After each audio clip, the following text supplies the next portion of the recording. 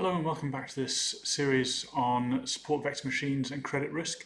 And what I'm going to be talking about today is an alternative approach to optimization, which is the approach using Lagrangian multipliers. Now, it is quite heavy going, but it is very useful to learn if you're getting really deep into support vector machines, and I'll explain why a little later on. So some of the maths here is a bit complicated, a bit of a pain in the neck, but hopefully I've made it easy enough to follow. Well, we'll see anyway.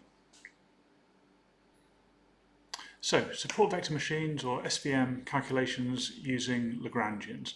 Now, as you'll recall from previous videos, if you've got hard margin SVM, then the goal is to maximize 2 over the norm of beta squared. So if you do that, if you make 2 over the norm of beta squared as big as possible, you're making the margin as wide as it possibly can be. So your classification is as extreme as it can be with the data that you've got.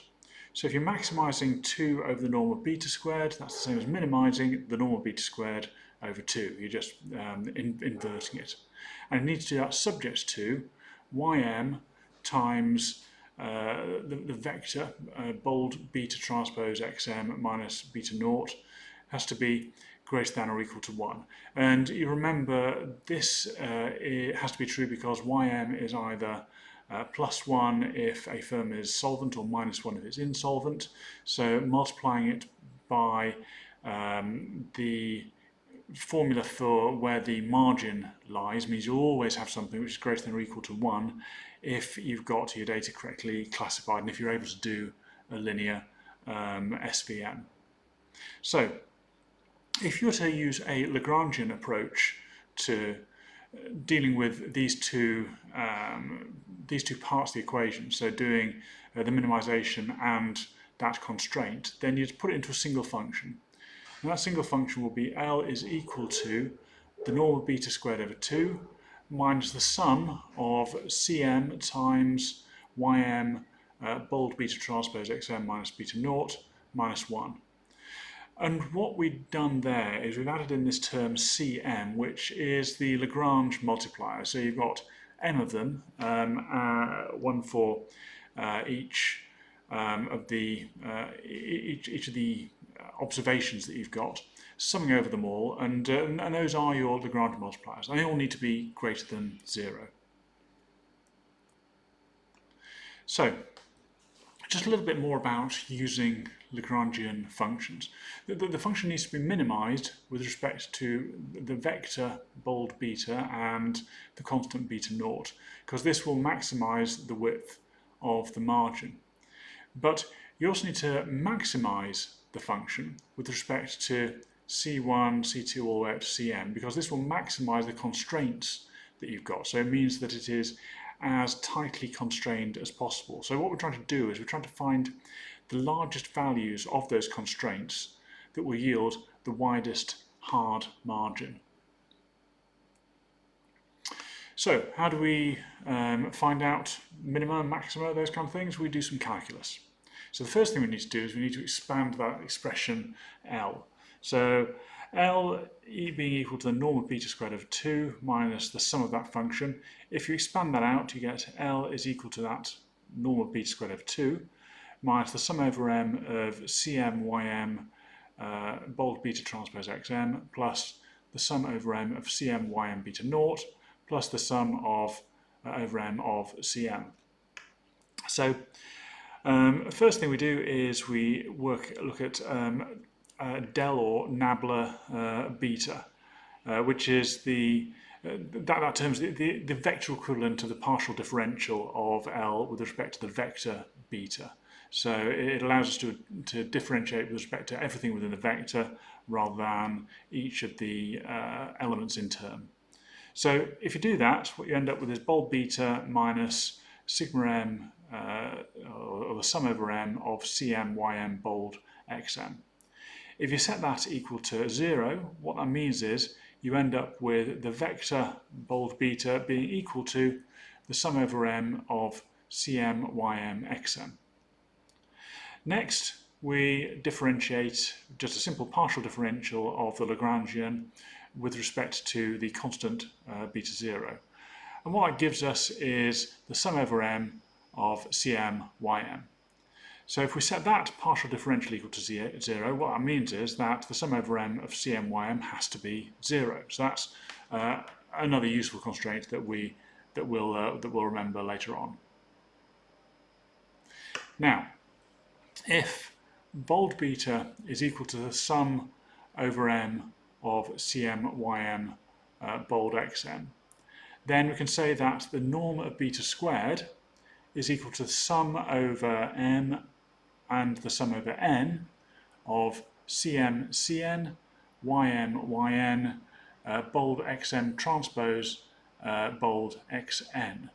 So we'll see later on why that's a particularly useful expression to come up with, but for now it is at least a relatively straightforward expression. Now, if we're substituting for bold beta into the sum over m of Cm times Ym bold beta transpose xm minus beta naught minus 1, that takes a few more steps to do.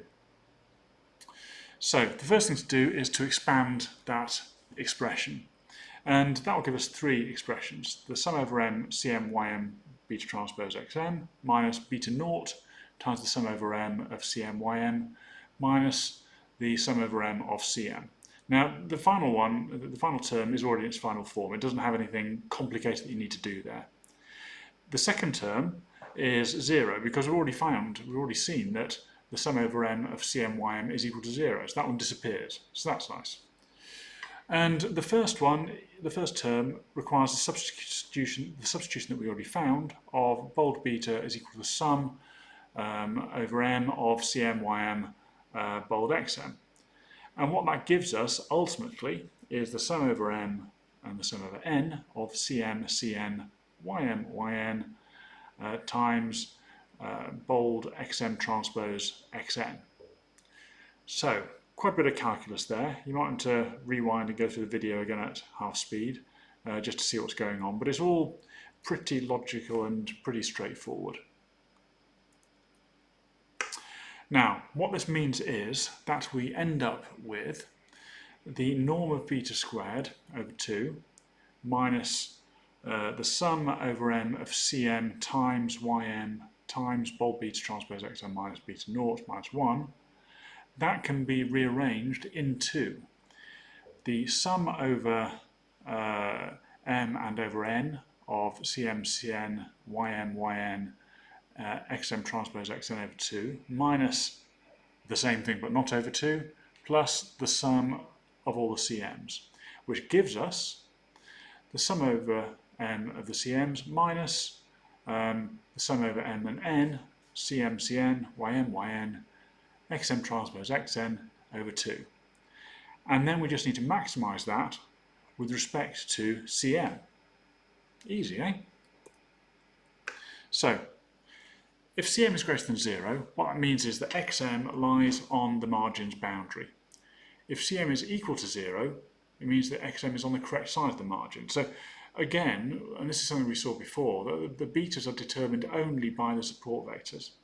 Now, what this means is that if you can identify in advance potential support vectors, it can speed up the optimisation, because if you know a load of stuff is 0 anyway, you don't need to include it in your optimisation, or you can set it to 0 for starters in your optimisation. But that's one way to make it run a bit more quickly, because for simple optimisations, Lagrangians don't tend to run as quickly as the more basic optimisations for finding the SVM formulation. So one final constraint. Everything I've done so far is looking at hard margin SVMs. If you're doing a soft margin SVM, you've also got another constraint, which is that Cm has to be not only greater than 0, but it has to be less than 1 over 2m lambda for all m. Now, clearly what this means is that as lambda tends to 0, the upper limit tends to infinity. So the less able or the less willing you are to have a soft margin determining what's going on, the more that final term doesn't matter, and the constraint becomes just Cm has to be greater than or equal to 0, which was in the formulation at the start. So this is how you do it in Excel, and I often find that doing these things in Excel is quite a good way to check your understanding, and it's a slightly more visual way of dealing with it than just looking at hard calculus.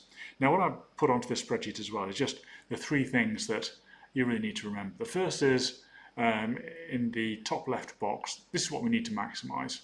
That first summation of the CMs, the double summation over M and N of the C's, the Y's, and the vector transposes in the middle. And then in the middle we've got the two constraints that we need to worry about. That the sum of Cm, Ym has to be equal to 0. We found that out from our differentiation. And also that Cm needs to be greater than or equal to 0. And also, if it was a soft margin SVM, it needs to be less than 1 over 2m lambda. So this is what the spreadsheet looks like. And these are what the various terms are. So first, we've got the Y's. Now, the Y's, as you remember, are the markers to say whether a firm defaulted or not. And it's 1 if it didn't, and it's -1 if it did default. Then we've got this expression here. Now, all this is really doing is telling a later expression where to point itself. So this expression will give you B7 colon C7. And if you use the indirect function, it will perform whatever function you're looking at on the range B7, C7. So if you're seeing the cells below, it's B7, C7 goes to B8, C8, B9, C9, and that's the range for each firm of EBIT over assets and the log of assets over liabilities.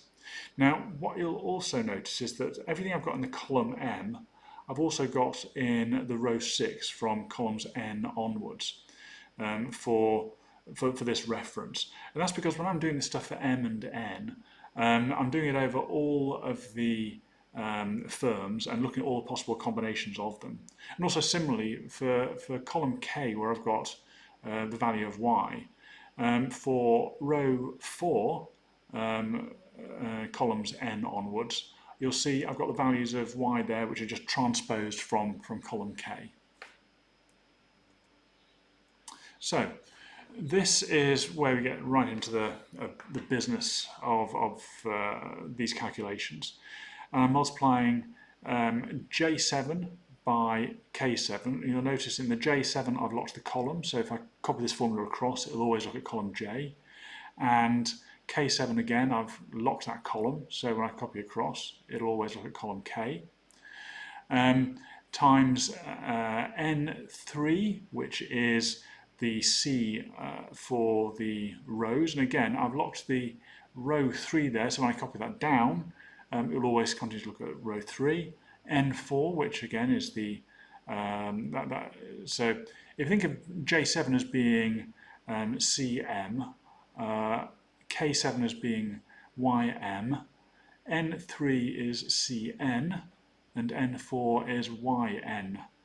And then I multiply those four by this matrix multiply function of the indirect M7 and indirect N6. So essentially it is, in this case, EBIT over assets and log of assets over liabilities, matrix multiplied together,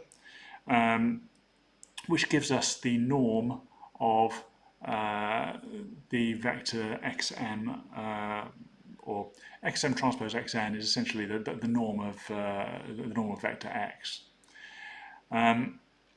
Then what I do is I do that for all of the possible combinations of these firms that I'm looking at here.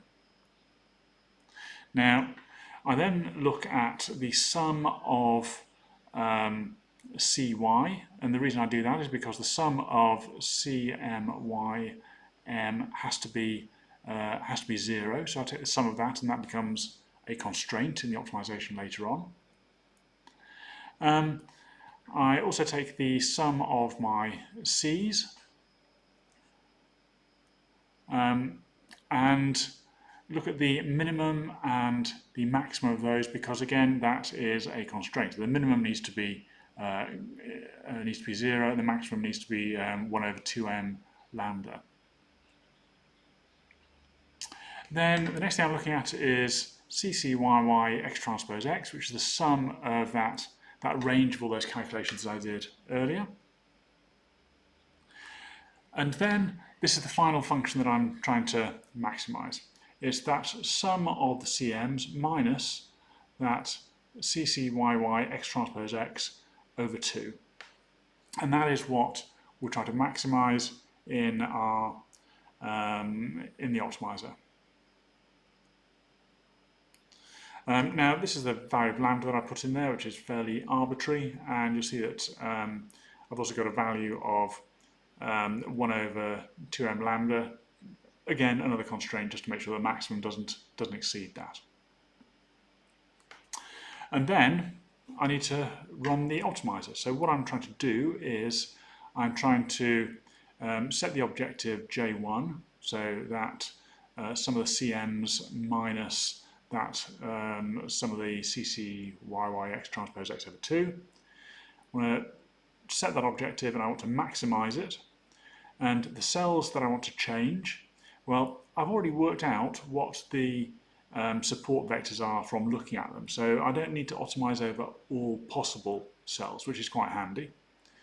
And then do that subject to the constraints of the maximum and minimum values of C, and also making sure that the sum of Cy remains equal to 0.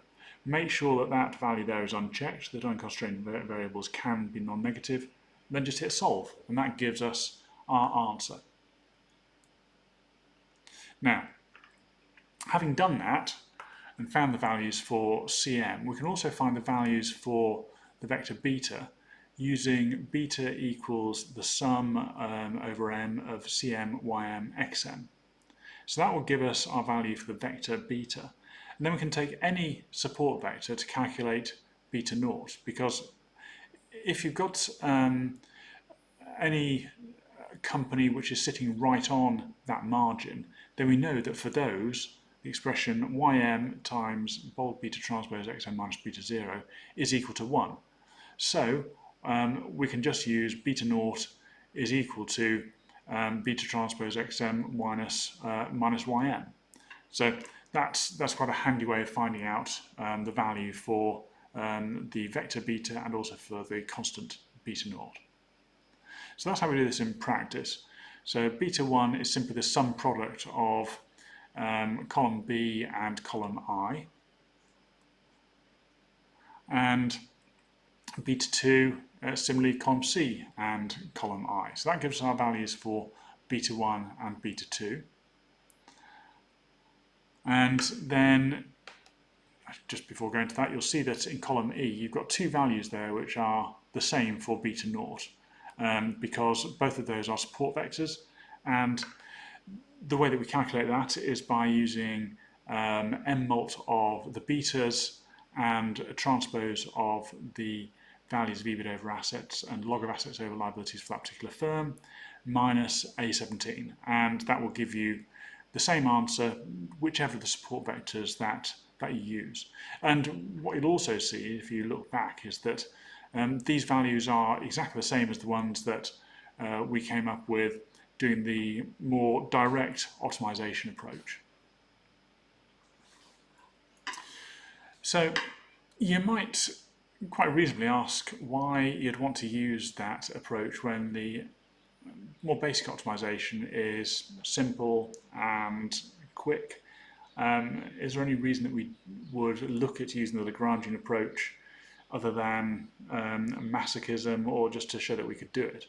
And then the main reason that we would use it is that it gets us to an expression which has that x transpose x factor in the middle of the expression.